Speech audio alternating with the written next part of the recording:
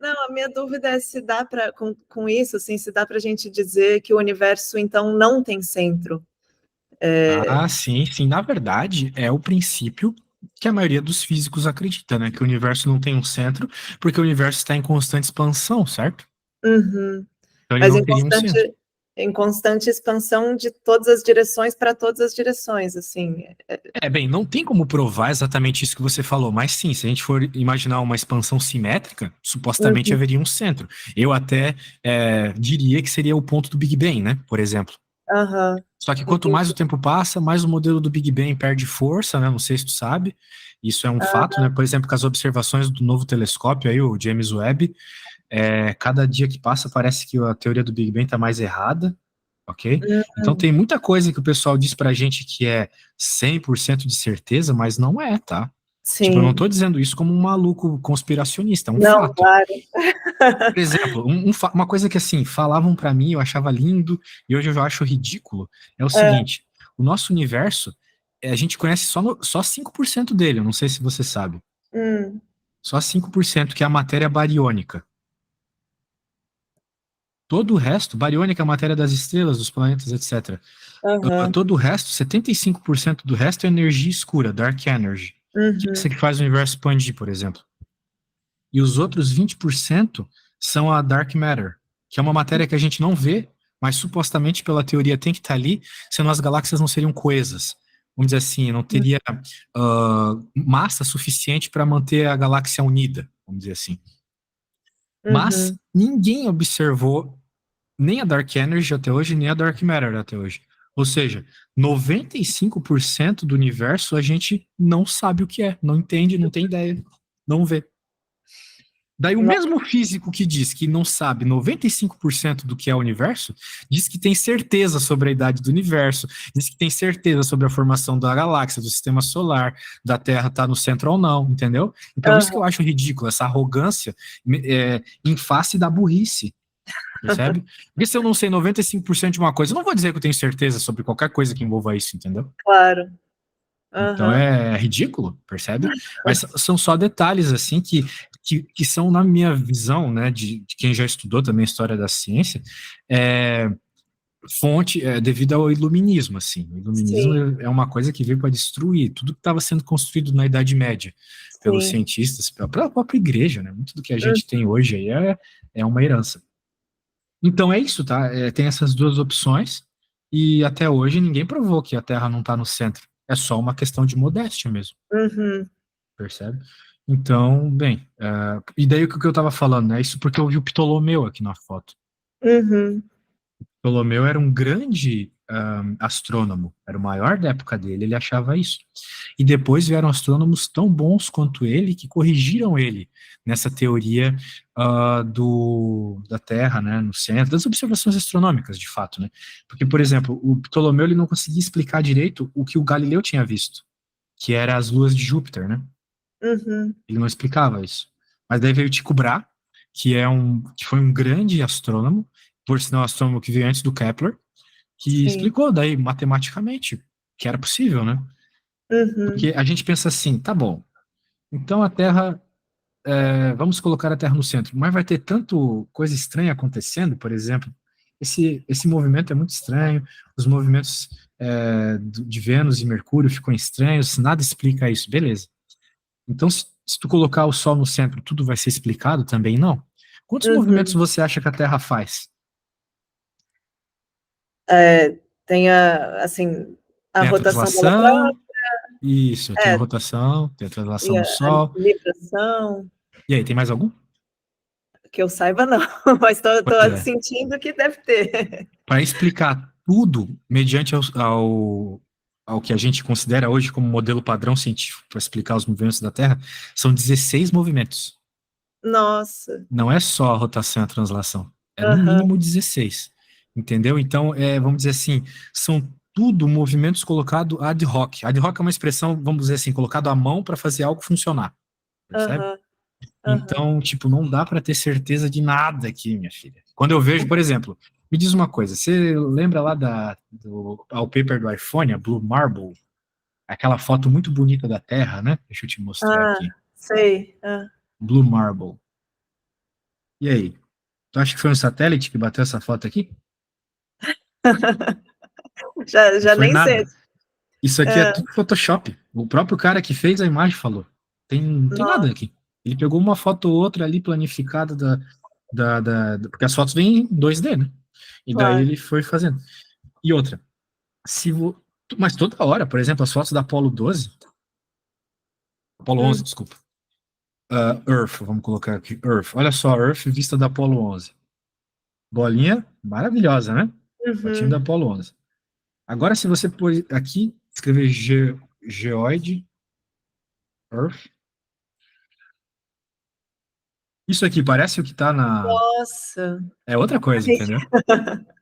Tu entende como eles estão nos enganando? Aham. Alguma coisa que está sendo enrolada, não dá para acreditar em 100%, entende? Nossa. Porque a Terra é isso. Qualquer Aham. geólogo vai olhar e vai dizer: a Terra não é uma esfera perfeita, né? Não está Aham. nem perto de ser só uma esfera com as pontas achatadas. A gente tem muitos lugares que tem relevo maior, etc. Né? Sim. E isso a gente não vê nas fotos da Apollo, Aham. definitivamente. E outra, como é que pode a Lua, a Terra ser tão pequena, né? Em relação à Lua, sendo que, tipo, por exemplo, a gente vê a Lua pequena, beleza, a Lua é menor que a Terra. Mas se a gente está Sim. na Lua, a gente veria a Terra maior, né? Quer dizer. Uhum. Então tem muita Claro. coisa aí para ficar esperta, sabe? Só para começar a aula aqui, Aham. assustando um pouco. Mas beleza. Então tá bom. Daí o Copérnico começou com essas ideias de colocar o Sol no centro, né? Sim. E só que, vamos dizer assim, na época do Copérnico e mesmo na época do Galileu, não existia uma matemática que explicasse nem uma coisa nem outra, nem a Terra no centro, nem o Sol no centro. Foi só com Sim. Newton que começaram a vir explicações mais profundas. A gente já vai chegar lá.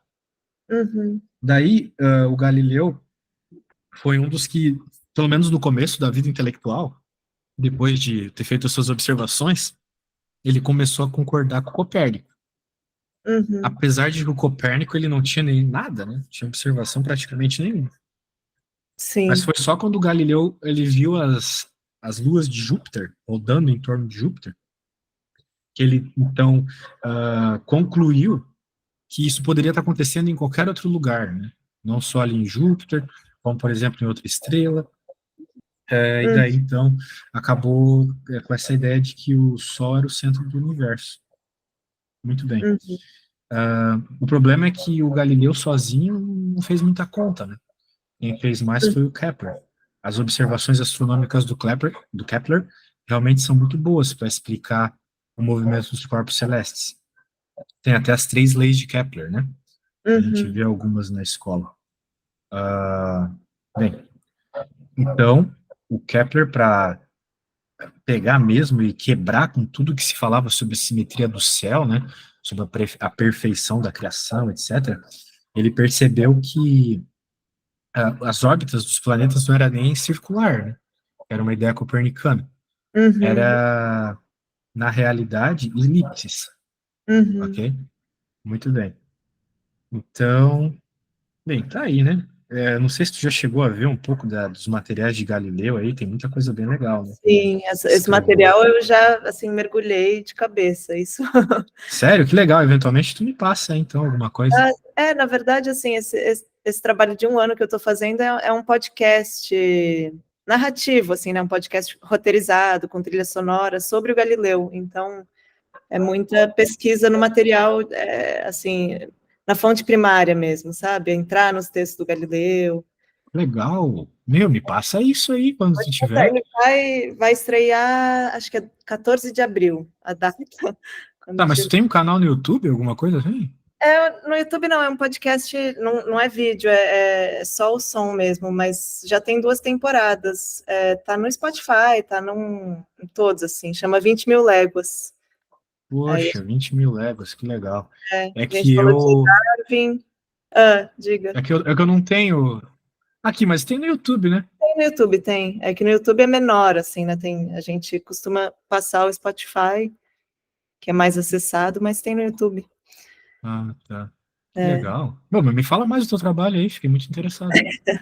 É porque assim, eu faço com uma amiga minha, que também é escritora, também fez a mesma formação que eu, e a gente recebeu esse convite em 2018, 19, para falar sobre ciências a partir do ponto de vista da literatura, que é um convite meio doido, caiu no nosso colo, a gente não sabia muito como fazer, mas a gente foi entendendo que o jeito era ler os cientistas como escritores, então, de fato, pegar os livros. A gente começou com A Origem das Espécies e foi fazendo uma leitura como se a gente estivesse lendo um livro de literatura, então, ver, assim, o contexto cultural em que foi escrito, as influências literárias na escrita do Darwin, que era um cara muito, muito erudito, assim, tinha uma formação literária muito sólida, e vendo como que a literatura também está influenciando a maneira de pensar, a maneira de fazer ciência.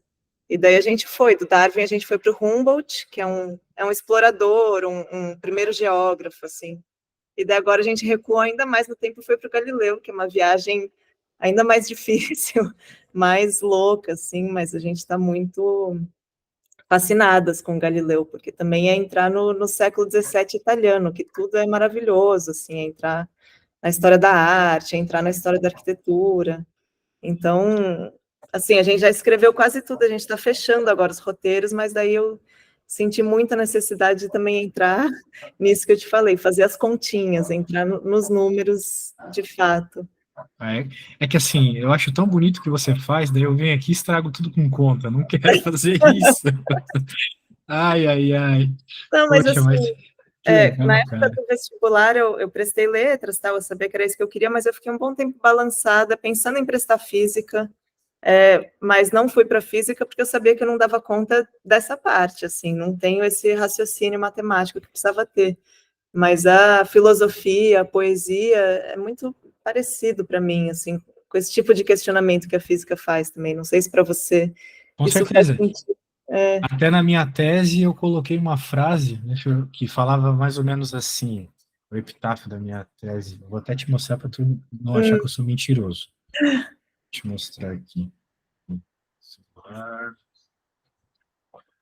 Aqui, né?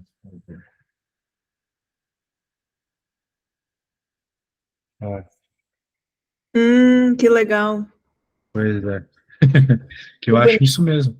E eu acho que o cientista, o físico, que não ficar atento a essas coisas que você estuda, Uhum. não ficar atento à filosofia em especial, ele acaba virando um cientificista, muito Sim, bitolado, é. acreditando que tudo é ciência, tudo é conta, esquece de todo o resto. É E bom acaba. ouvir isso, assim, vindo de você, porque a gente vai se convencendo bastante disso, assim, de que tem um perigo nesse cientificismo, mas como a gente não é cientista, a gente também fica um pouco receosa de falar uma frase dessas e soar muito negacionista, que também não Você é o está completamente certa. Todos os cientistas vão dizer o contrário do que eu estou falando. Eu sou o único nesse país inteiro que não pensa assim, entendeu? Esse país é ridículo nesse ponto de vista. Sem falar de toda a burocracia de quando você Pois entra é, numa faculdade, ter que escrever trocentos papers, não ter nem tempo claro, para isso, né? Eu que sempre fui um cara meio assim, maluco, né? Então eu dei importância a isso e hoje estou colhendo os frutos positivos. que Porque meus legal. colegas que são super cientificistas, né? Que acham que Uhum. tudo é ciência e tal, estão com depressão, estão tendo que fazer Ai, Uber pois para é. estão tendo que fazer Uber para conseguir ter grana para pagar as Sim. contas do mês. Então eu abri um pouco o meu escopo de pensamento, né? Então, por exemplo, todo esse papo que eu estou te mandando aqui sobre a possibilidade da Terra estar no centro, pelo menos a possibilidade teórica, Sim, nenhum vai nem cogitar, entendeu? Falar um negócio sim, desse. E todo o contexto do Galileu ali, do começo do iluminismo e tal, que faz completa diferença para entender por que do nada uma sim, teoria milenar foi quebrada, entrou outra, né? claro. Sem os cálculos pertinentes para provar a coisa, é bem interessante, entende? Um ponto de Sim. vista interessante. Então, acho que você achou o maluco certo aí para te ajudar, tá? E Portanto, até eu acho que numa próxima reunião, né, se tivermos, tomara que a gente tenha, aham, tu me tragas assim dúvidas mais específicas, o professor, essa coisa, aquela outra ali. Senão eu vou legal. ficar fazendo conta aqui, não para, a conta é brutal, cara. E por Brutal. curiosidade sobre o que é a sua tese? A minha tese, ela já é uma coisa um pouco fora da casinha mesmo. Ela é teorias alternativas para explicar a gravidade e certos objetos astrofísicos. Nossa. Eu vou te explicar resumidamente, assim. A Aham. gente observa uma estrela, essa estrela não deveria existir baseado na teoria vigente. Então, Uhum. a minha tese é propor mudanças na gravidade para que essa estrela exista, ok? Hum. Só que isso, assim, apesar de ser uma matemática bem bonita, não é algo que eu dou muito valor hoje em dia, sabe? Eu acho que cosmologia, astrofísica é coisa, assim, muito teórica, muito para... A matemática aceita tudo, vamos dizer assim. Sim, sim. Se eu Aham. quiser criar uma teoria aqui muito louca com o universo em forma de rosquinha, vai funcionar. Vai funcionar, e o pior é isso, funciona. Então eu não Sim. sei até que ponto vale a pena ficar perdendo minha vida nisso, entendeu? Agora, uma coisa que eu estou fazendo aqui contigo, essa discussão sobre algo prático, ajudar pessoas a passar no vestibular, coisa assim, eu acho que já é algo mais interessante, entende? Uhum. É muito parecido com o que eu penso, porque no fundo é uma questão da possibilidade da linguagem, né? E assim, eu também senti isso muito na academia, estudando poesia, estudando teoria literária, que você também consegue levar para qualquer lugar e aquilo perde qualquer lastro com a realidade, com o dia a dia. Então também me afastei um pouco da academia para poder fazer um projeto que comunicasse com mais gente, que tivesse mais assim, conexão com a vida comum das pessoas. Perfeito, as pessoas precisam disso mesmo, porque a gente está numa vida tão materialista e tão Uhum, imediata que quando uhum, você mostra pelo menos um paradigma histórico, né, como eu imagino que tu vai mostrar com muitos detalhes assim, e a pessoa percebe que não é tudo primeiro linear e nem sim, fácil e nem imediato, né, as coisas não sim. começaram no século XX, eu acho que é algo que abre a mentalidade da pessoa. É, acho que sim, tô apostando nisso, confio nisso. Sim, vai fazer muito bem para as pessoas, eu não sei se dá dinheiro. Olha, por enquanto tem dado, sabia? Mas é uma sorte que a gente está navegando, assim, estamos contando com ela enquanto está rolando, porque a gente tem conseguido patrocínio, é isso que tem nos segurado. Mas Que se não, legal. também é isso que você falou, essa é a realidade de dirigir Uber para ajudar a pagar as contas. Pois é. E me diz, assim, quanto que é a tua audiência, assim, quantas pessoas já ouviram? A gente está prestes a bater 1 milhão de plays agora, Caramba, mas que legal. faz 2 anos que a gente não lança nada, né? Então, é, assim, como é um podcast narrativo, não é entrevista, não é uma conversa assim espontânea, é tudo roteirizado, leva 1 ano para a gente produzir cada temporada. Ele também fica assim atemporal, né? Não é vinculado a nenhuma notícia, nenhuma coisa imediata. Então as pessoas, a gente tem Não tem ouvido. aquele hype, né? Mas vai ter visualização sempre. Exatamente. Exato, e a gente fica sabendo de muita gente que usa em sala de aula, então é legal porque vai renovando o público, mesmo sem a gente estar, assim, precisando lançar coisa o tempo todo, sabe? Perfeito. Eu quero te mostrar uma coisa. Hum. Eu tenho um canal no YouTube que está longe das 1 milhão de visualizações, acho que está Hum. chegando em 300 mil. Mas é um canal que eu resumo livros, olha só. E daí eu Ah, resumo legal. livros de tudo quanto é tema. Na verdade, eu prefiro os de filosofia e Uhum. coisas assim, psicologia, economia. Tem mais de 250 livros resumidos já no meu Uau, canal. Sim, que eu comecei legal. em 2019 isso. Daí eu vejo isso, né, que é um conteúdo que muda a nossa percepção da realidade mesmo, né? Sim. Eu comecei esse canal aqui materialista, ateu e muito, vamos dizer assim, independente do Estado para tudo. Hoje Uhum. em dia eu já sou uma pessoa que me vira por conta própria financeiramente, né? Uhum. Voltei a acreditar em Deus, tenho até um relacionamento melhor com a minha família, tudo por causa da leitura, né? Eu acho isso muito relevante. O trabalho que faz, então, pode abrir caminho para muita coisa. Uhum. Que legal. É, sim. Bem, vamos lá, senão a gente vai ficar falando um monte de loucura aqui. Leis de Kepler. Então, você já ouviu falar das leis de Kepler? Tem Sim, a, tem a ver, sabe mais ou menos do que elas tratam? sim, eu li sobre, mas eu não consigo botar no papel e fazer as contas, entender como que ele deduziu isso. Mas É um serviço um pouco complicado mesmo de fazer. Não se sinta muito mal com isso, né? Mas o primeiro passo é entender a teoria, né? Para depois tentar buscar a matemática. uhum, Então, por exemplo, a primeira lei de Kepler fala sobre as órbitas serem elípticas, ou seja, o Sol está num dos focos da elipse, o foco da elipse é um elemento geométrico dela, assim, tem Uhum. toda uma série de características de relação à sua distância à própria elipse. Então, o Sol fica numa dessas elipses e o planeta girando. Claro, mesmo pela teoria de Einstein, estando ela certa ou não, isso é uma ótima aproximação, mas não é algo exatamente certo, né? Uhum. Mas vale muito bem, claro. Daí ele vai explicar aqui sobre a elipse, né? Eu vou te mandar esse material depois para tu dar uma olhada Tá, por cima. Ele é bem didático, cheio de figura, então vai te ajudar bastante. ótimo.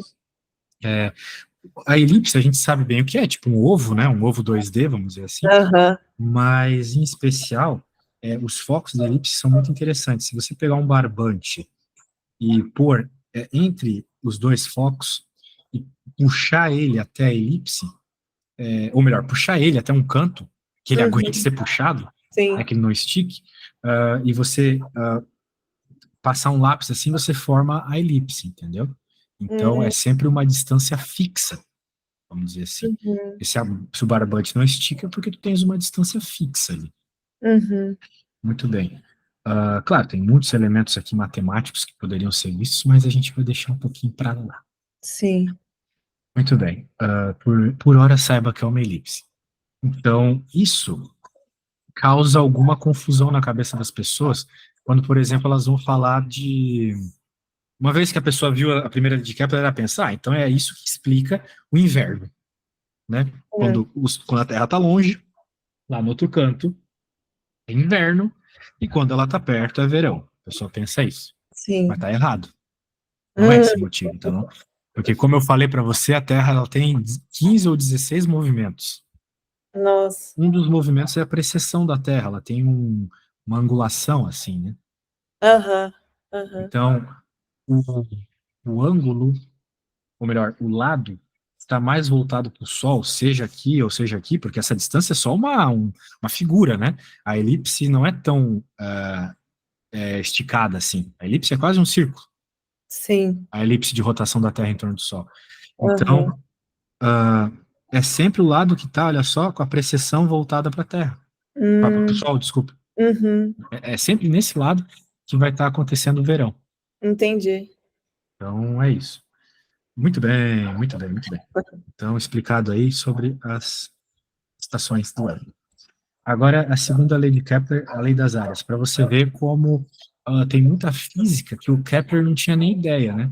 A segunda lei de Uhum. Kepler, ela fala o seguinte, ó, o segmento imaginário que une o centro do Sol e o centro do planeta varre áreas proporcionais, intervalos de tempos do percurso. Ou seja, em outras palavras, independente de onde você estiver na elipse, se Uhum. você estiver andando a mesma quantidade, se o planeta, né, estiver andando ali a mesma quantidade de tempo, ele vai varrer a mesma área.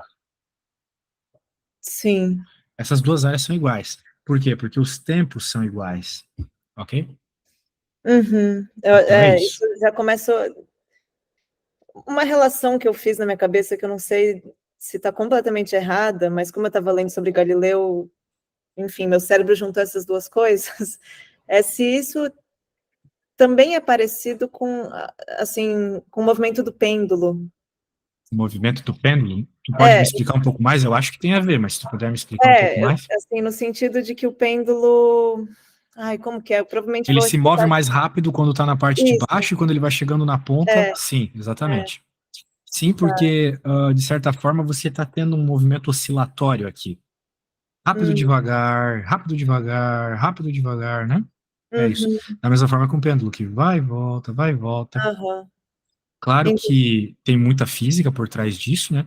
Que tem a ver basicamente com a energia, né? De fato, mais próximo do Sol você tem mais energia. Hum, Energia devido ao sistema gravitacional, né? Do Sol e da, aham, da Terra. Até mesmo se você olhar a equação da energia, a energia potencial gravitacional, é basicamente isso aqui. Ou seja, energia potencial gravitacional é igual a constante gravitacional, que é um valor simplesmente definido pela natureza, uhum.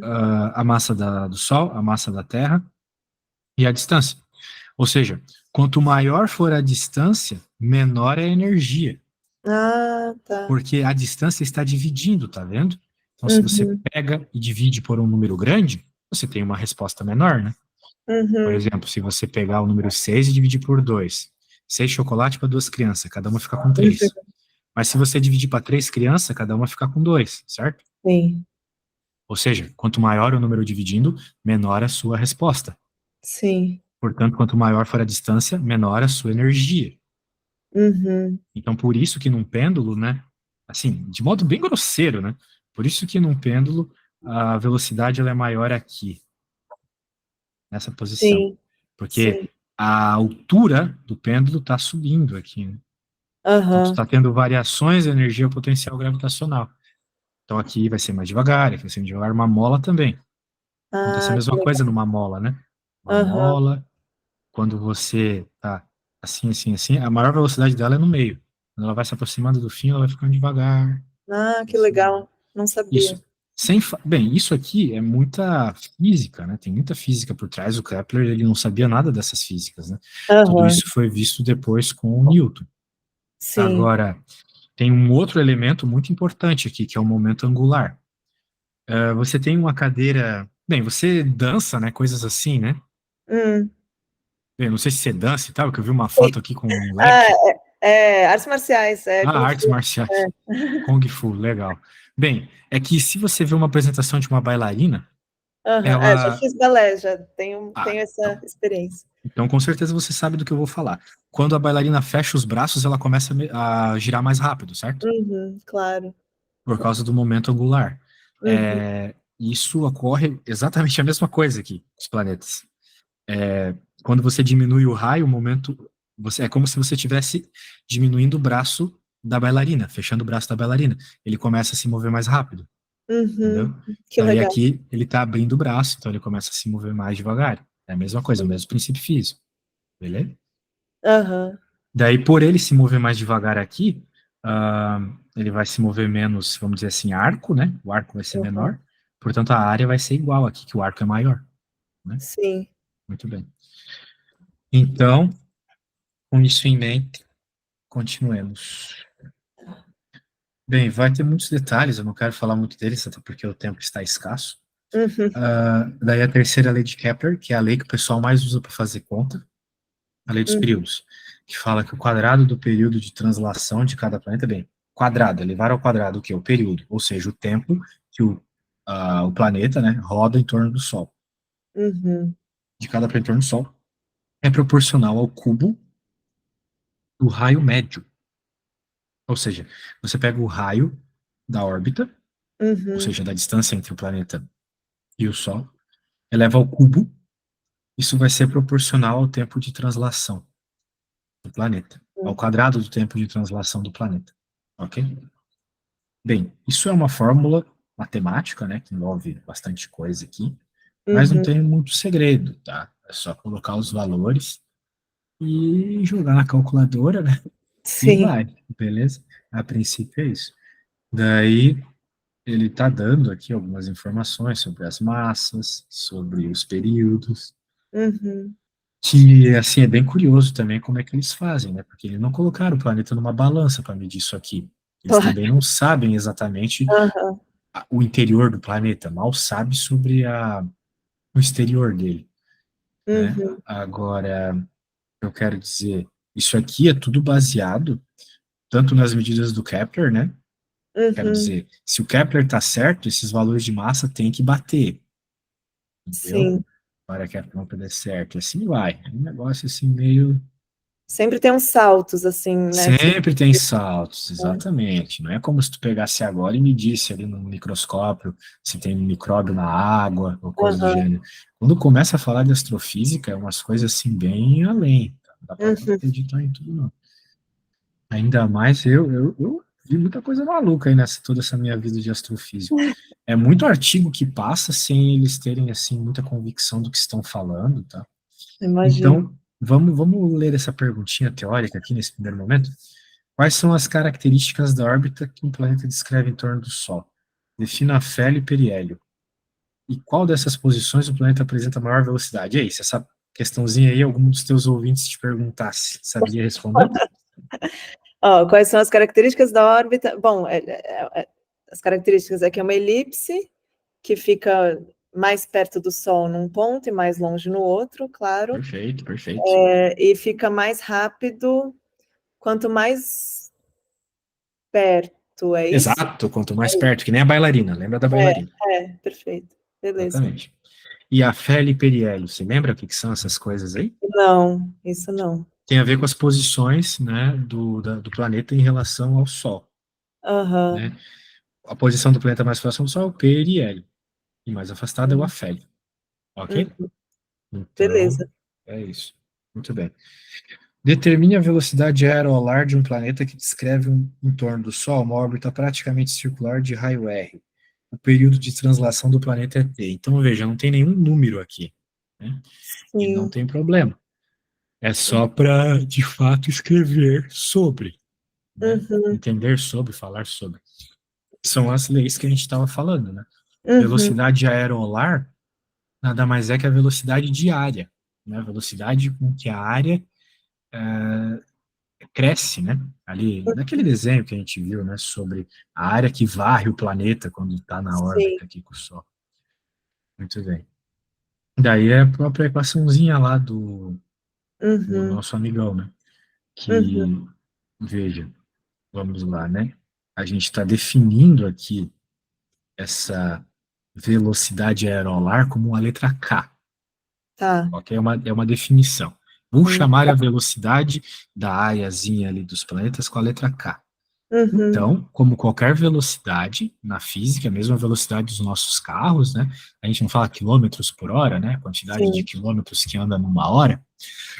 A velocidade aerolar vai ser a quantidade de, sei lá, metros quadrados, ou quilômetros quadrados, ou parsecs quadrados, a medida de área que for, Uhum. pelo tempo, ok? Então poderia ser, por exemplo, quilômetros quadrados por hora, né? Uhum. Isso seria a velocidade aerolar. A velocidade do seu carro é quilômetro por hora, porque não é uma área. Muito Sim. bem. Só que a área aqui, supondo que é uma circunferência, πr quadrado, equação da área da circunferência. Aí, se lembrava dessa equaçãozinha? Nossa, algum lugar assim muito distante do meu cérebro ainda guarda isso, mas Pois é. Então veja, né? Dá para fazer muita conta aqui sem número, né? Então, sim. muito interessante. Agora, uma coisa muito básica, que isso eu não lembro, por que que tem esse triangulinho do lado do tempo? O que que era isso Ah, mesmo? sim, delta é uma letra grega, né? O delta, Sim, que significa normalmente variação, ok? Então é a variação do tempo. tá. Daí, essa variação do tempo, do movimento dele, ele está chamando de T grande. Uhum, Ou melhor, o período todo, né? Ele está chamando de T grande. O tempo da rotação completa. Aqui na figura não está a rotação completa, né? Mas se a gente uhum, supusesse a rotação completa, a variação do tempo seria o que a gente chama de período, que normalmente a gente chama com T grande, período. tá, Então é isso. O período de rotação da Terra é um ano. Então o T grande da Terra seria um ano. entendi, A ideia é essa. Muito tá. bem. E a Terra tem esse movimento circular, por isso πr ao quadrado, ele colocou na fórmula, ficou desse jeito. Então, uma continha bem básica aqui, mas que, de novo, eu sei que tu vai estar um tempo sem ver conta e tal, só para saber que Sim. existe. Aham, Daí aqui, nós temos agora já uma coisa que envolve um pouquinho de números. Mas vamos hum, ver que não tem assim nada demais. Se tu conseguir jogar na fórmula e pôr na tua calculadora, você faz a mesma conta que eu faço. Ó. tá. O período de Mercúrio em torno do Sol é da ordem de um quarto do ano terrestre. Olha só que interessante essa informação. Para que Mercúrio gire em torno da Terra, em torno do Sol, Uhum, demora um quarto sim, de ano da Terra, certo? uhum, Isso se deve ao fato de que Mercúrio está mais perto do Sol. sim, Quanto mais perto do Sol, mais rápido gira. De novo, pelo princípio da bailarina. aham, Isso. Então, por isso que Plutão demora trocentos anos para girar em torno do Sol, né? aham, O raio médio da órbita do planeta não Plutão, ó, tá falando até aqui. Em torno do Sol é 100 vezes maior que o raio médio da órbita de Mercúrio. Muito bem. tá, Então veja que em nenhum momento ele falou o tempo o tempo exato, né, em horas sim, ou anos que seja, de sim, Mercúrio. Ele também não falou o tamanho da órbita de Mercúrio, ou melhor, do Plutão. Só falou que tem uma relação de 100 vezes com a de Mercúrio. Ele está uhum, falando ali. Calcule o valor aproximado do período de Plutão em torno do Sol, medido em anos terrestres. Uhum. Então, para conseguir fazer uma conta dessa, a gente precisa da terceira lei de Kepler. Uhum. A terceira lei de Kepler era aquela que eu falei, que o período, ou seja, o tempo que demora para um planeta girar em torno do Sol ao quadrado, é proporcional, por isso a letrona K grande aqui, é proporcional ao, Uhum. ao raio, ou seja, a distância entre o planeta e o Sol, ok? Uhum. Então essa é a conta, só que ao cubo. Sim. E o Bem, que é esse P pequenininho embaixo? indica que eu estou falando de Plutão. Ah, tá. Beleza. E o M aqui embaixo indica que eu estou Aham. falando de Marte. Tá. Então, as equações só mudam porque eu estou falando de planetas diferentes, então tem que mudar Sim. ali o Mzinho e o Pzinho, mas o K é o mesmo. Entendi. O K é tanto para Plutão, quanto para Mercúrio, quanto para qualquer outro planeta do sistema solar. Tem que ser o mesmo K. Uhum. Muito bem. Agora, olha só o que ele faz para resolver a conta aqui. Ele divide uma equação pela outra. Hum. E quando ele divide uma equação pela outra, como é o mesmo K em cima e embaixo, corta. Lembra que a Claro. gente cortava as coisas na escola?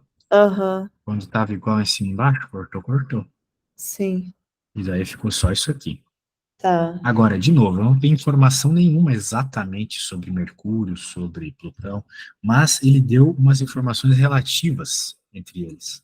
Por Uhum. exemplo, ele falou que o tempo de Marte é um quarto do ano terrestre. Então, Sim. eu não vou colocar ali um quarto do ano terrestre, eu vou colocar só um quarto. Porque eu sei que esse Uhum. um quarto está falando de ano terrestre, qualquer coisa. Sim. Então, no lugar do TM, ele colocou um quarto. Uhum. E ele falou uma coisa sobre os raios. Ele falou que o raio de Plutão é 100 vezes o raio de Mercúrio. Então, Então, onde estava o raio de. é. Exato. Onde estava o raio de Plutão, ele colocou 100 vezes Uhum. o raio de Mercúrio. Pegou a Uhum. ideia? Sim. Sim. Maravilha. Maravilha, maravilha, maravilha. Para que ele fez isso? Para de novo cortar esses R's aqui. Porque eles são Uhum. iguais. São ambos os raios de Mercúrio, entendeu? Sim. Então perceba, nem sempre na matemática eu preciso exatamente do valor para conseguir fazer a conta. Aham. Você Porque eu tem a posso cortar. proporção. É. Exato. Daí, fazendo alguma manipulação matemática, ele chegou aqui em 250, beleza? Beleza.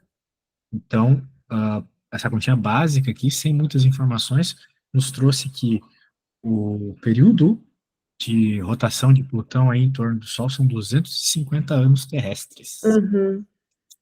Então é isso. Bem, deu para dar um breve pincelê Sim. aqui sobre muitas coisas, né? Aham. Espero ter te ajudado de alguma Não, forma. super. Só de olhar para essa conta já dá uma refrescada, assim, na